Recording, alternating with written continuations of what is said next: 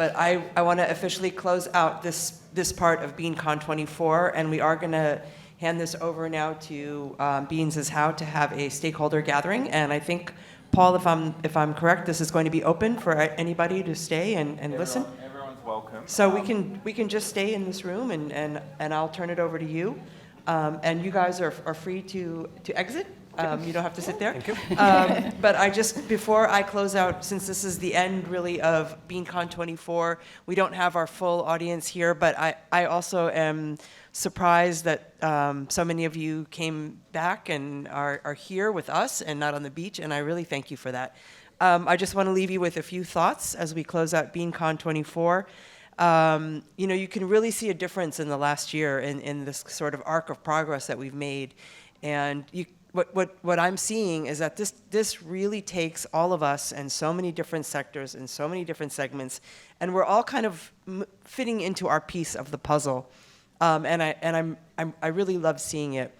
I was also thinking when Amelia was talking about the Oatly story, how I was thinking that quote from Steve Jobs when people asked him about focus group discussions, which used to be the standard way that people would go about developing messaging for their PR before social media was a thing. And he said that I hate focus group discussions because people don't know what you want until you show them or until you tell them. And I think that's true. So I think social media has really filled that void, and I think there's so many things we can do with Beans. So a few thoughts I want to leave you with. I want to thank all the speakers, everybody for being here. I want to thank again our big sponsors, our title sponsor, Michigan Bean Commission, and our Bean Extravaganza sponsor, North Harvest Bean Growers, and all of our other sponsors as well, and of course, USDA as our partners, Foreign Ag Service. Some thoughts to leave you with as you go out the door. We have an amazing product. I almost don't like to say product because it's a food, and we have an amazing food. I thought last year was sort of the best year to be in the business of beans, and I found myself saying that over and over again. This is the best time to be in the business of beans, but I'm going to change that statement and say this is the best decade to be in beans, because there's so much more for us to do, and there are just so many opportunities ahead. The stars are aligning for beans. There's a lot of things that are going on behind the scenes at U.S. Dry Bean Council that aren't necessarily part of BeanCon 24 yet, but maybe. But there is a lot going on behind the scenes that's really good. Really good things are happening. Things are aligning and falling into place, and I think it really speaks well to this arc of progress and where we are. The U.S. Dry Bean Council has the best bean dream team. This was incredible. This was a lot of work, and this was so worth it. This was inspiring, amazing. I literally feel like I'm floating on a cloud. We have an incredible team, and we're building this amazing community of bean lovers. I consider all of our speakers to be family, and for any speakers that are here right now, and I've said this to a couple of folks on the side, this is just the start or a continuation of our partnership. We're going to be friends, and we're going to continue to work together. And I've already had a lot of conversations with different speakers that we're going to meet and talk separately about school meals at universities, or we're going to meet and talk separately about something else. You see a huge British presence here among our speakers, and we are going to be really investing heavily in that market in the next year. So I'm really excited to see all of that. So the future is bright. This was incredible. I feel so satisfied and grateful for this. We still have a lot of work to do, and we cannot wait actually to do it. It's a great thing to know that you have work, but that you're looking forward to doing it. And we cannot wait to get started planning BeanCon 25, 26, 27, 28, and so on and so forth. So stay tuned. We thought we had a location for BeanCon 25, but we're thinking about some other things right now, but one way or the other, it's going to be exciting, amazing, and it's going to be an even different, more possibly interactive program. So stay tuned. Thank you all. Enjoy the rest of your time in Cancun. To all of our travelers who came from so far away, thank you. And I'm now going to turn the mic over to my friend Paul, and we'll go into Beans is How. Thank you, everyone.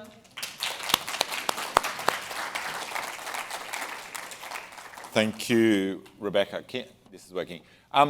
If you need to leave, we'll make it easy. So feel free to everyone stand up. If you are going to stay, is anyone planning to stay? Can you just put your hand up?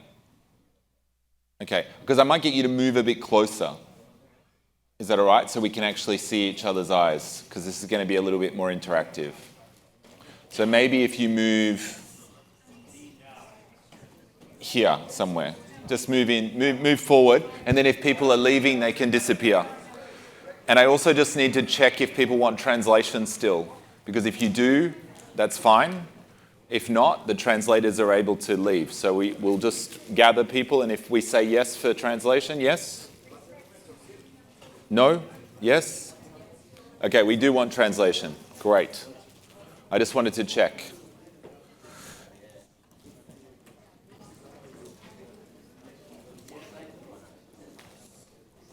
I kind of feel like I need to sit a bit closer. So I'm going to sit on the edge of the stage. Is this going to work for people? Yes. Is this all right? Otherwise, I feel like I'm too far away. Okay.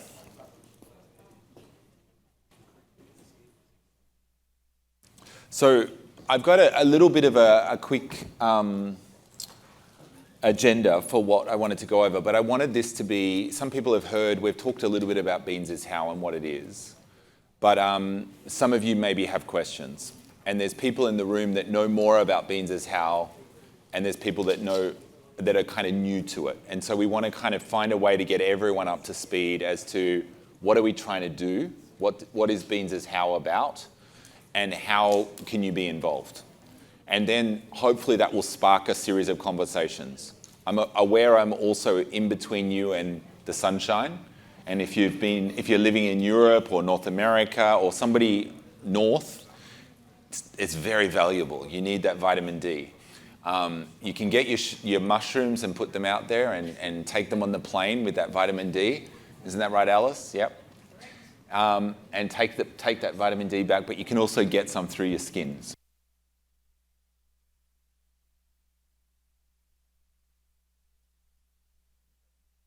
Hello? Oh, this one works. Okay. So I've got a little agenda, but I'm going to go very fast through this, just because I want to get to a conversation. But I'm going to talk a little bit just around how our theory of change, what some of the things we're doing this year, what's some of the ambition, and then I'm going to try and bring a few people that are here just to come up to talk about what they're doing. They don't know that yet, so we'll bring them in. I told a couple of people they were going to talk, and they looked at me like, "Are you serious? You didn't tell me?" But I'm also conscious I want to get Rebecca to talk a little bit just about what we've picked up from BeanCon and how do we take this forward as well, because Beans is How is essentially built around this idea of how we double the consumption of beans, peas, and lentils in the next 5 years. We've only got 4 years left because we started a year ago.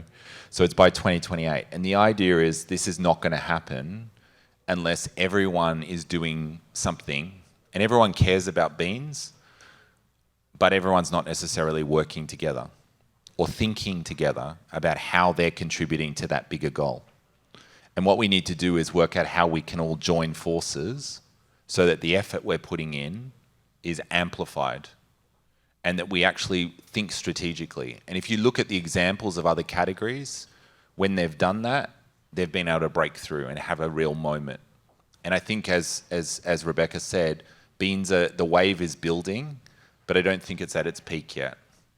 The wave's kind of building. There's some interesting first moving, but it's not quite there yet. It's still a little wave.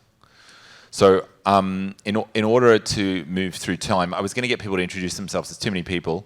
And you probably all know each other, so we're not going to do that.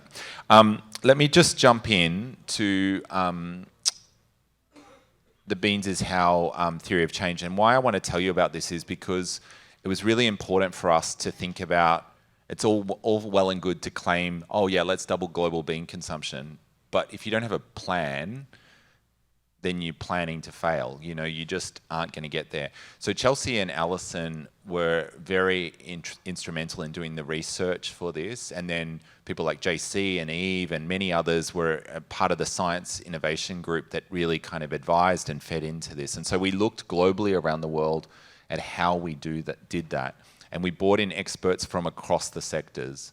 So we've got people that are in plant breeding, we've got people that were nutritionists, we've got people who are medical doctors, we've got people who are some of the top scientists around, you know, all kinds of elements of beans. We've got people on behavior change. We had people from Gallup in terms of research. So the idea was that this is not going to be solved through through looking at it in one dimension. We've got to look at it multidimensionally. And so we wanted to think about this methodology, and I'll just quickly touch on this. Our big goal is actually not about doubling beans. Okay? Our big goal is how do we change our food system? That's why I care about this. I love beans, but I don't only love beans. I want food to be something that everyone has access to. I want it to be a part of the solution for our planet, so that the planet thrives and soil thrives and the environment, and culture. And I also want it to be something that helps make people healthy and have their best opportunity at life. And food systems are broken, and to fix them, we have to pick some things that we can do together. And I was involved in the UN Food Systems Summit, and as part of that, it was very complicated. Lots of interesting people involved, all world leaders and scientists, some of the best brains in the world. And sometimes you get lost in that complexity. And I'm not saying they did. They came up with very good strategies. But one conversation that we had during that time was with a chef who had worked at the White House in charge of food policy, and was the Obama's chef in the first term. And he just said, what about if we got everyone to do something together that we could all agree on, like eat more beans. He goes, it's just a no-brainer that we need more beans in our diets. And so that's where we started this. And it was about how do we drive that food system change by starting here. And the idea was we can add other ingredients down the track, but let's start with beans, because you're never going to get there if you try and do everything all at once.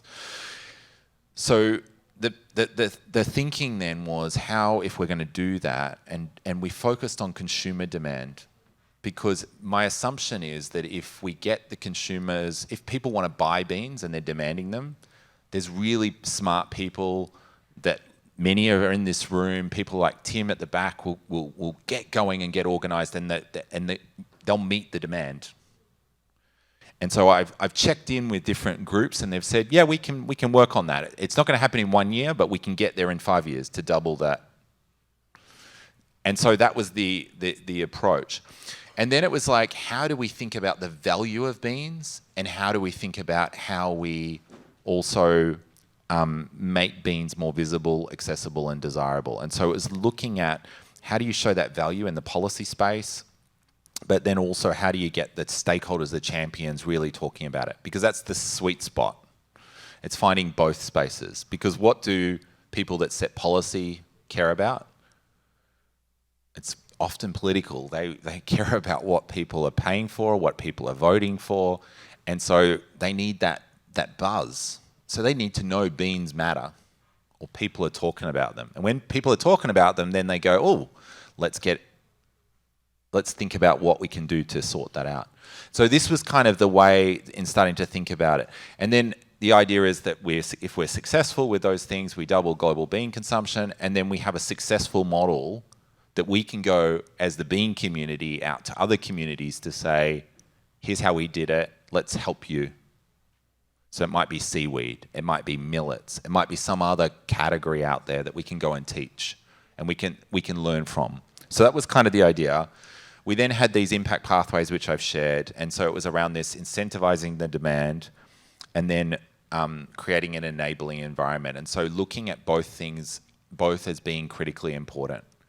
And I think, we have had conversations this week that if you get one right and you forget about the other, there's unintended consequences. And most of the time in the food system, my experience has been the bad things happening are unintended consequences. They mean people never really wanted to make people sick, or they never wanted to make agriculture have climate impacts. No one goes out to do that. Just by what they did want to do, it had those unintended consequences. And so for me, when I look at this, it's about getting both right so that you can actually then build a relationship there. Am I missing anything, Alison, Chelsea? Is there anything you want to add just before I keep going? Anything else that I've said that? I guess just a quick comment. And so it's been really important to have all of these conversations. And I'll give one short example. So at least in the US and some markets, one of the common lead-ins, we list the benefits of beans, and one of them is often, oh, well, beans are affordable, beans are cheap. And that statement is not true everywhere. So beans can actually be very hard to procure. They can be expensive for people. They can't afford them in other regions. And so I think just having those conversations and talking across sectors, working with different people to realize that we're facing different challenges, and therefore the solution is not one size fits all. So we had a lot of conversation there, and I think just keeping that in mind. That's one example, but just keeping, again, not one size fits all.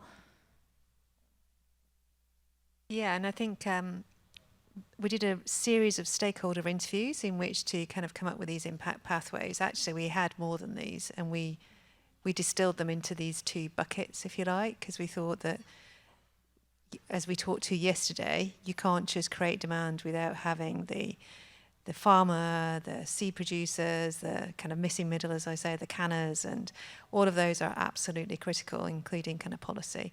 And there's tension between these two, and that's rightful tension. But really excited to see this come to life. The people that we interviewed represented all facets of the ecosystem and all geographies, which is really important, global north and global south.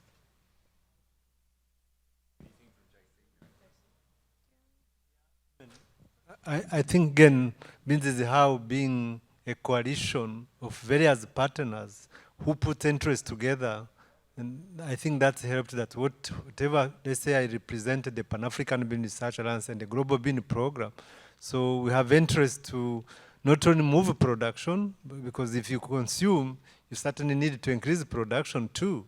So that's why, again, I think, again, supporting agricultural farmers is very important, to incentivize the value chain actors, and then supporting research, because there's a lot of, I think we need to look at it, the climate change is hitting us. So how do we keep the production to make it resilient, so that's what, if we consume, we certainly need to double our production and incentivize the farmer to keep on producing. So I think, again, this is the coalition of the willing and the coalition of different interests coming together, yeah. And I think that really is part of the intent of the campaign. If you're looking at how you can engage, is to remember it's about where you're at and what are you focused on, and how does this campaign become a way for you to connect into a larger effort. It's not necessarily to change what you're doing. It's about saying, how is the efforts that you're doing in your company, in your country, in your farm, in your retailer, wherever you are, connect into a bigger kind of cause, a bigger idea, a bigger agenda, a bigger community of thought leaders where you can go, well, what are you learning in the Pan-African Bean Research Alliance? What are those learnings? Or why are beans cheaper in some parts, or perceived as cheaper and perceived as expensive in other parts? And should we think about that? Like, what does that... And all of a sudden, it opens up ideas, it opens up and shares knowledge. And I think BeanCon is a great example of bringing people together to share and engage around that. Yeah. So just another couple of things just to sort of say. Last year, we spent a lot of time really trying to build momentum around the idea of a kind of community to drive doubling bean consumption. And as a result of that, there was a number of pieces of media that just appeared. Some of them I would find out about, and then I'd go, where did this come from? And then you remember, oh, you spoke to somebody a little while ago, and it all of a sudden turned into an article, and it kind of is being shared to you from, 100 people from around the world. And it's like, how did that happen? But people are really interested in these kinds of ideas, these kinds of new thinking, these groups that come together and that are connected not to a particular company or a particular organization, but to a group of people coming together across borders. And so we've seen lots of that happen. So last year was really about building that case. There's about 90 plus organizations joining. To be honest, I personally am going, I would love each of you to join the coalition, and I want more people to join the coalition. At the same time, I'm also not necessarily going looking for people to join the coalition, because we have great people in the coalition that I really want to be active. And so I've got this tension. You want new people to come in, but do you want the people in doing stuff? Because for me, last year was about talking about it and kind of getting it going and lining up some things around how we're going to do it, what are the frameworks. Now it's about doing stuff. And it's about finding people that are willing to step up and say, hey, I'm either doing something that I'm happy to work with others on, or I would like to do something, who can I work with? And looking at that either geographically, locally, across a sector, a market, to say, how do we do that? And there's initiatives that we already know are happening. Things like the CAP is an amazing initiative. We just want to cheer you guys on and yell out if you need any help. It's kind of like, to me, that's a classic example of something that a group of people have got together around. It's driving. Can we learn from you? Can we support you? Can we cheer for you? Can we tell people about it? But keep doing it. Like, you guys are resourced, you're working, you've got the right players there, but those kinds of things. But then how can that influence, like how can the Australians learn about that? Because they're going through dietary guidelines. Or how can we join these relationships up in some sort of way that could be influential? So these are the kinds of things that we're looking at. So in saying that, there is ways for people to join the coalition. If you join the coalition, we have meetings once a month. They're calls. You can find out about what's going on around the world. They're kind of interesting from that perspective. They're getting bigger and bigger. So it's more about hearing what's going on in the bean world globally. And you can share what you're doing as well, So that's there. There's a newsletter. There's places for you to share stories. So there's a community that we're building around that. I want those communities to go regional, so there'd be in North America. There's definitely a UK group. There's city-based groups starting to form. But they require people to step up and lead them. There's groups interested in schools. And, I was chatting with Kathy about schools and saying, how do we really do that? And we've got people looking at that. But how do you kind of bring more organisation around that? So that just hopefully gives you a little snapshot of how we're organised. What I'd like to do is just think a little bit quickly about BeanCon and what's come from here. And Rebecca, I don't know whether you want to jump up or I can just bring you the mic. And just maybe say a few words about kind of where you see Beans as how and taking forward some of the BeanCon conversations could connect and join up. Yeah, I'm going to move up just so I'm not turning my back on anyone. I feel bad to do that. Thanks, Paul. Yeah, I think, I'll sit. There were some really interesting things that I learned or that were emphasized, and I think two sort of interesting points that I really learned or that were really emphasized by BeanCon are that, number one, we can't operate in a vacuum separate from human behavior and the science of human behavior. I thought Eve's opening, talking to us about sort of what the global community is going through right now, whether it's Gen Z, millennial, or good old Gen X like me, or whatever the designation is, or I get all confused.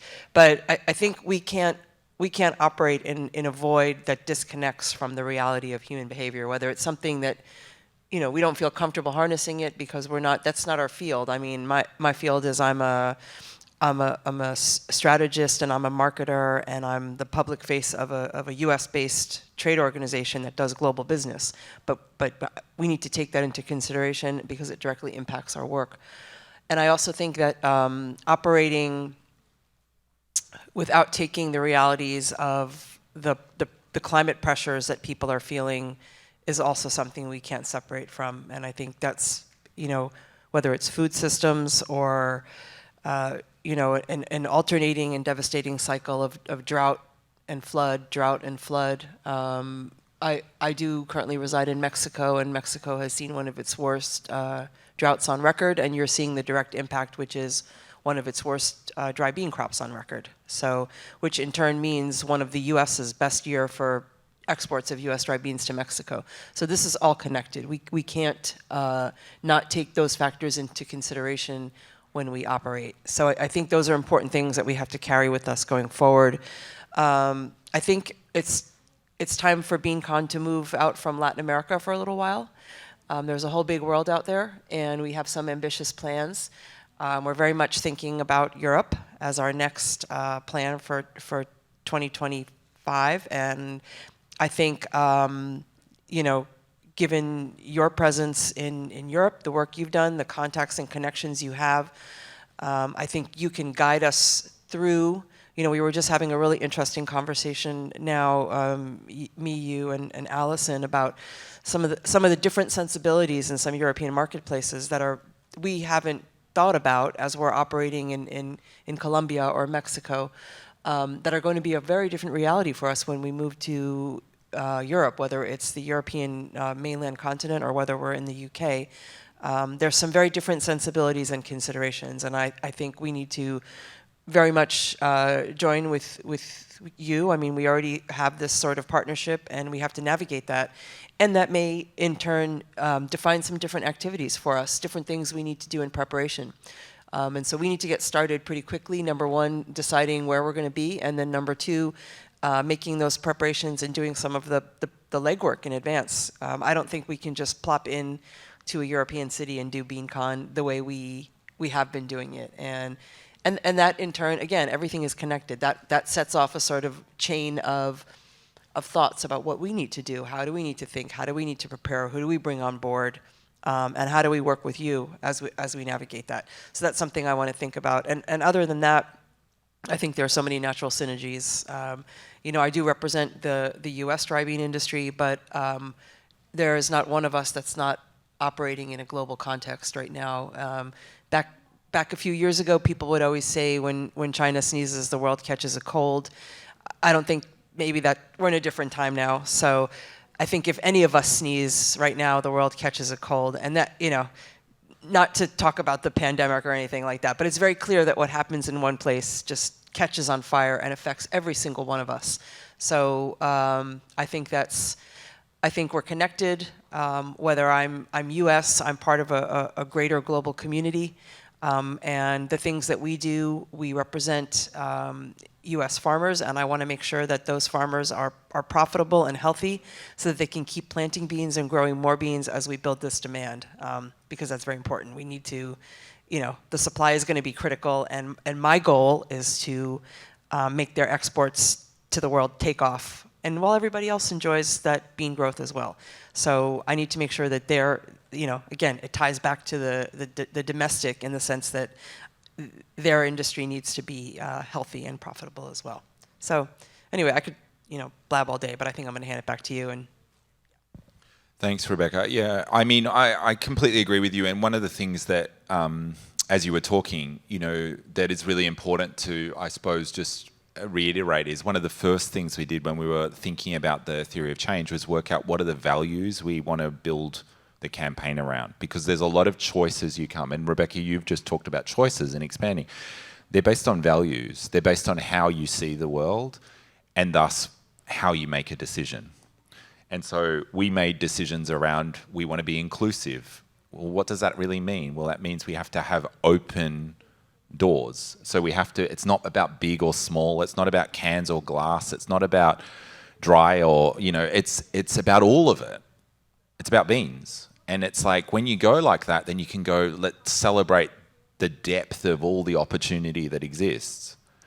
And that looks very different when you travel around the world about where beans show up. And we also talk about peas and lentils, and that's the conversation about should we be called pulses is how was a deep one.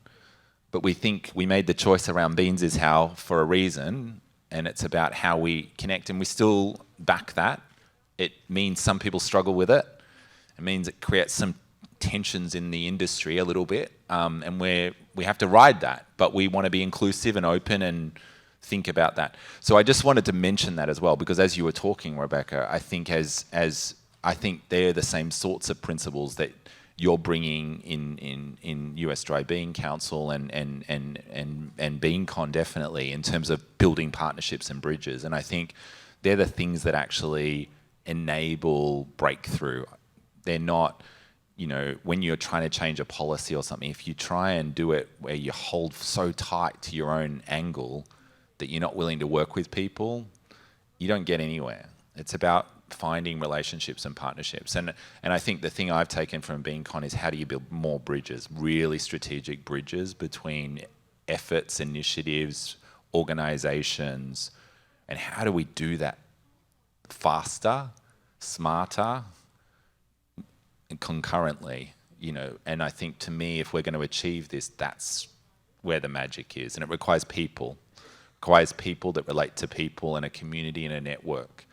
And essentially that's what we're trying to build, and we need people, we need each of you to be then in building those bridges with others in the community and thinking about the bigger idea. So we don't have a huge amount of time, but I'd love to just open up if there's any questions or comments. People that are involved in the coalition, if you want to add anything or answer things, please feel free. But just any questions or reflections just on what you're hearing, maybe something that doesn't make sense, that we can try and answer, because I think that's probably the most useful for this time. I guess I just have a simple question, and that's more about how can we support the coalition, not necessarily be part of the coalition. I mean, is it just using the hashtag? What kind of things can we do in the industry to support what you're doing? It's a great question, and one I get asked regularly, and one that I keep thinking on, to be honest. So I think the simple thing is to pivot your external conversations and link in the campaign. So bring the campaign in and raise the visibility.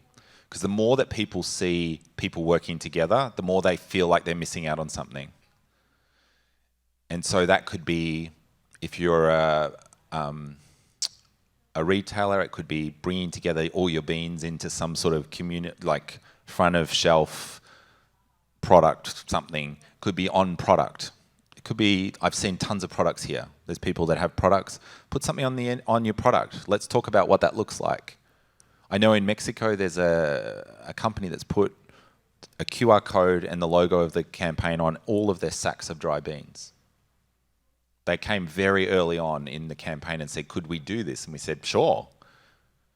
And so all they wanted to do was talk about why beans are great, and they wanted people to know that. For me, it's easy. I'm like, they're printing this stuff. We just sort of said, yeah, do it like this. So I think there's a little bit of that. It's about giving space to the campaign, putting something on your website saying, yeah, we're a part of this. Obviously, in order to do these big campaigns, and what we've seen with like mushrooms and like all different other you need money as well. You need combined resources. That doesn't have to be money coming to us. It needs marketing spend aligned into a coordinated way. And that can be done in different ways. You do need some central pool to create assets and shared campaign assets and all of that. And that does require cash. But there's also how you're doing your marketing or your communications, and thinking about, is there ways we can also build this bigger idea? And so that's kind of another area that I think is really key. And then I think it's also thinking about the influences and the influence that you have. So that could be in a whole range of ways. It could be through, if you're in the US, join the CAP, conversation and get behind that. the quicker we can have massive wins for beans, the more people want to be a part of it. So you've got to build that. And so part of what we're also looking at is how do you build stories that then you can start continuing to tell. And then more stories that show success, people want to be a part of it. And then you build another, and then you build another, and then you go there. You know, and so it's like building on those stories. So it's like, what are you doing that's really you're learning? How can you share that so others can also learn from it? Don't keep it to yourself. And we want to like shout about it and tell everyone how wonderful it is. So it's helping kind of drive that. And I think this year, our kind of focus is really around saying we've got pilot priority countries. Doesn't mean that we're not working in other countries. It's just in those countries we kind of see there's a bit of a community around them. And so we want to try and help that community to start doing some things. But we need people to lead that, because if we try and lead it, it might work in the beginning, but it's only going to go as fast as we can build. And that's actually not going to get us where we want to get to. It needs to be a release, you know, you're empowered, go and do it in your community or your sector. It can't be some little team is going to do it. Unless we get $1 billion given to us tomorrow, we could hire all of you, we could scale up, you know, you could get an agent. But I mean, that's make-believe sort of, you know, it's you can sit there holding out for $1 billion, but unless you've got that, the only other way I've seen this happen is through a unifying idea, a coordinated network. There's some interesting theories behind this that we've built around social movement building, and you know, there's a lot around integrated networks and how do you make them work and release. It's well proven marketing theory, but it's hard to make happen. Other questions or Al? There's huge opportunity in Chicago at the moment. Yeah, that's all I was saying. Okay. Any other comments, questions? But yeah, I mean, that is a very practical example. It's like, I've been to Chicago 3 times, talked to a lot of groups. If we could say somebody's going to call a meeting and we're going to bring people together and start doing something, it's like, that's the kind of thing that we're talking about. I know, and that, yeah, I mean, we've got there's cities all across the US that have got similar little clusters of groups where there might be a big company, a small company, a marketing group, a media group, a sports person, a foundation, and they're just waiting for somebody to kind of go, okay guys, let's help bring everyone together and have a conversation. Just because we're talking about Chicago, is there something we could build around the IFT show in the summer? Because I know Allison's involved, Chelsea, Dee, me. Is there something that we could do in July? We have 2 booths. I know Tim is going to be there too. Yeah, so we're all going to be there. Also for the IFT, just in case you don't know, there's a white paper going to be released, ready for July, and it's on underutilised crops. I'm on the committee that developed that, and beans is part of that. So the kind of key kind of case study that's highlighted. So a really nice kind of platform to use. So that, I mean, that kind of thing, you go, okay, there's something there. There's some bean-based companies that are based out of Chicago that would be interested, some national ones that might be interested. You kind of go, could they do something? Could you find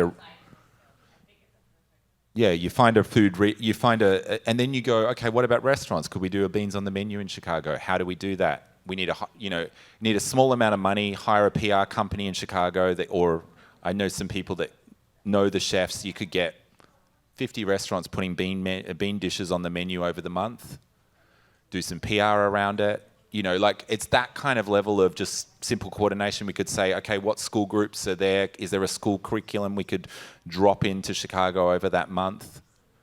Who cares about Chicago? would they be interested in getting behind it? Eve is doing a big project in Chicago around getting people to eat more beans. So she is doing research funded by the Walton Builders Trust. You know, like there's a number of things there that you could quite easily leverage.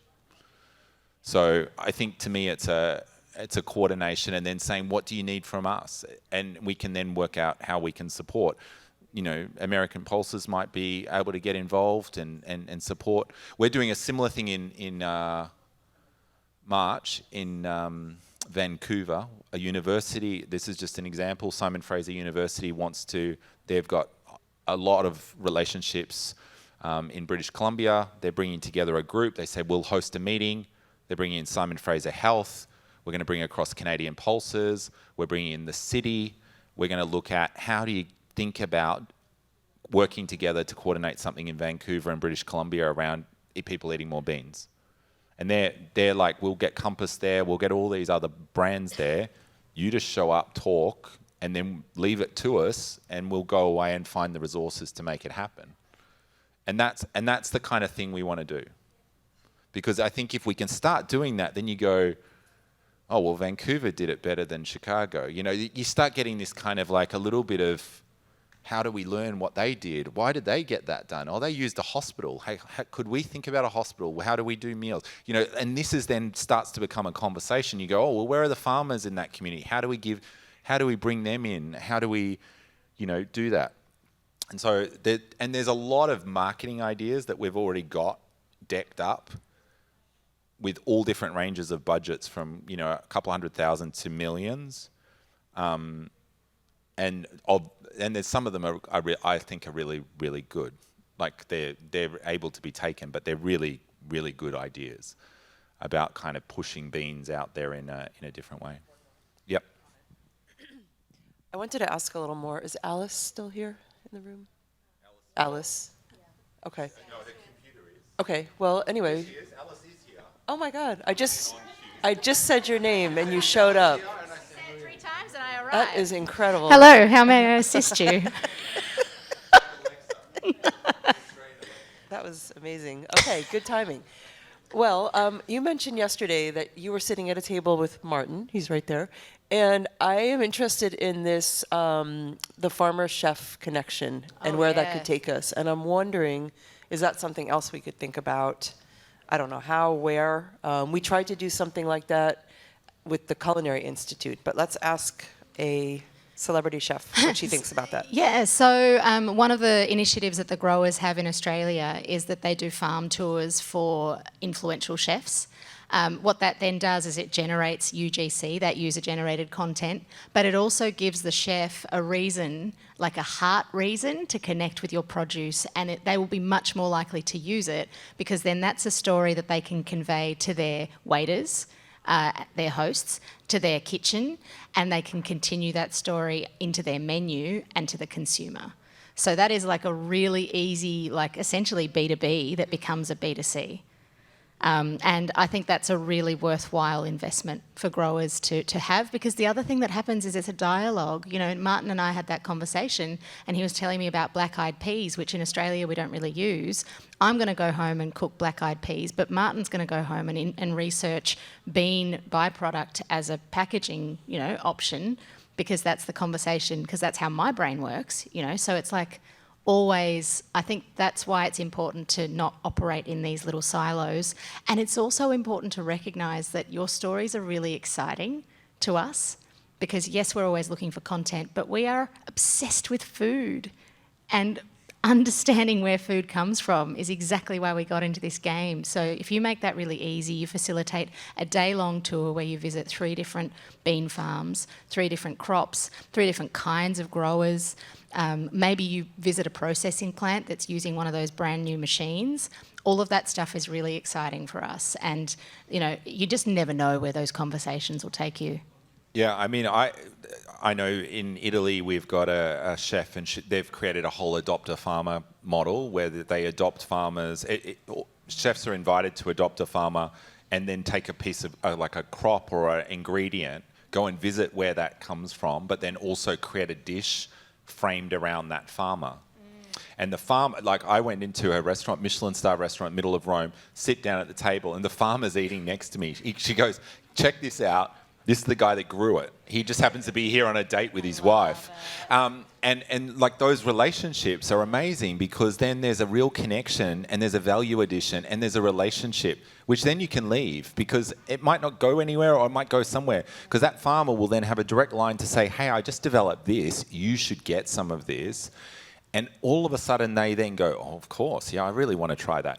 So even like we were talking about Chicago, is there a way, and the timing might not work in growing season and stuff, but could you, around that area, somehow find some way of taking people, doing a meal in a field, which also would look amazing from a PR perspective. I keep thinking about a big long table in a bean field, sitting down, chefs and influencers, farmers gathering together and cooking a nice little meal. I mean, it's a front cover of most magazines.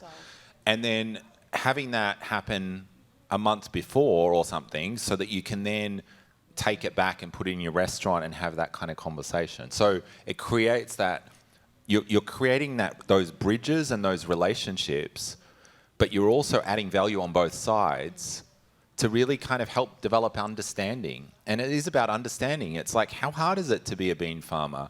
How hard is it to run a restaurant? And how do you find those connections? Yeah, and the other thing about chefs is that they're always looking to value add.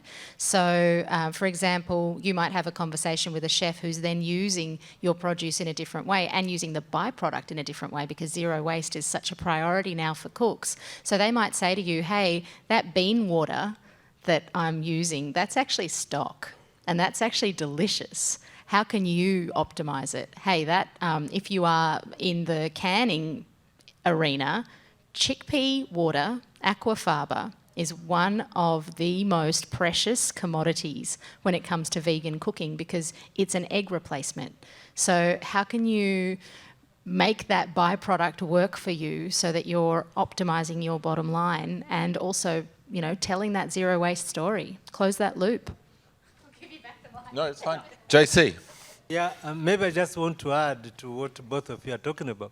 For the last maybe two years, Paul, we have been working together with the beans is how, as I said, in Africa, probably the consumption is not the challenge, but the production still, we have moved, but we still can do better.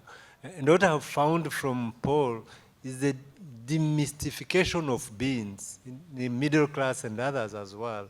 So like recently we were celebrating the prize we won last year, and we organized a small cocktail in Nairobi, and Paul connected us with the chefs who prepared the bean pizza, which I was talking about. Wow, that bean pizza, everybody liked it. We had a diplomat, people say, wow, this restaurant should produce more of this. And then bean chocolate. So there's two products. Really show that beans is not just boiling. And it created another how we can work together to consume beans in different forms. That's one area we have worked together. And then during IGRF last year in Dar es Salaam, we teamed up with, we brought several bean varieties, diversification, and there was a chef manifesto cooking, there's different beans. Wow. That again attracted the policy makers who start saying, wow, we should invest in this crop more than we do.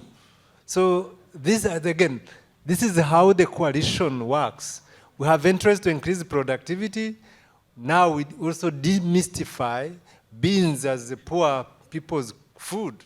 So again, this is, I think again, we still have, maybe Paul hasn't talked about, but we have again, joint effort in this year, either in Nairobi, in Zambia, in Rwanda, in several countries, where I work with the list of these chefs, again, through school meals, school feeding, pre-cooked beans, which again is good rather than boiling beans in schools. We use pre-cooked beans. And some have started claiming carbon credit because they are pre-cooked. So you don't have to cut firewood. So that increases the opportunity to the smallholder to access better market. So there's a lot of this coalition can do, even again in several other countries in different contexts as well. Yeah. Yeah, and I mean, there's a couple of examples that just come from that, JC, is there is huge learning and product innovation opportunity. So, I mean, some of the best pre-cooked beans stuff I've seen is coming out of Kigali, Rwanda.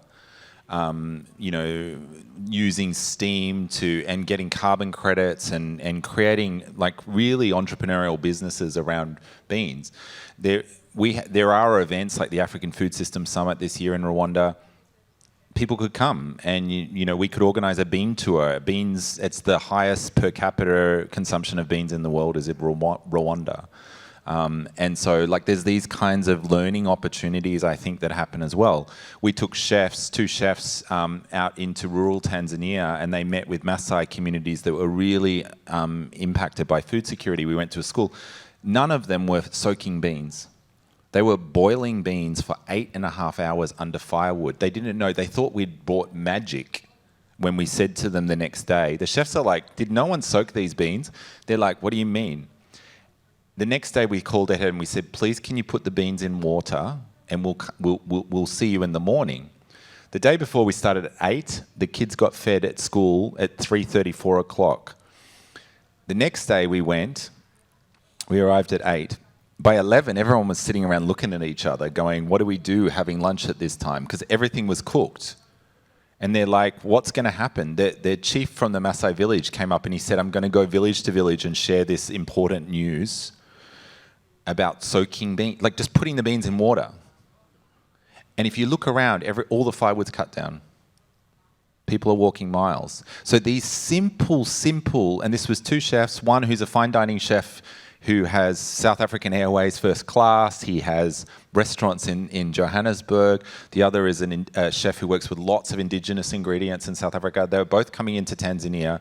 They were going out to a rural community. But these kinds of exchanges, it's sometimes simple things, but sometimes also one of the benefits of the campaign is looking across culture. And I think culture is a huge opportunity for us to actually see things that we don't see in our own space because we're kind of blinded by them. We see something somewhere else and we go, oh, that's amazing. And it's not threatening because it's from there, but it helps us to move forward. And so I think that's also another benefit of the campaign is looking across culture, looking at the diversity of beans, looking at the diversity of solutions that are out there. And I think as BeanCon goes forward and does push out into the broader world, it's obviously out in the world, but pushes into the broader world as a global conference, it's going to hopefully bring in those new opportunities to learn, those new opportunities to share, and those new opportunities to jump forward. And I think that jumping forward is really critical. The USDA, I can't remember the name of the gentleman from USDA, but he was sharing stories about US innovations being tested with JC and the team at SEAT. You know, this is the world that we live in, and we need to see these learnings happen because, as Rebecca mentioned, we're all connected. And so I think I'm gonna call it here. There's a couple of questions. These are the kinds of things that we're thinking about at the moment. That if you want to take a snapshot of and send me some notes or some answers, I'd really appreciate it.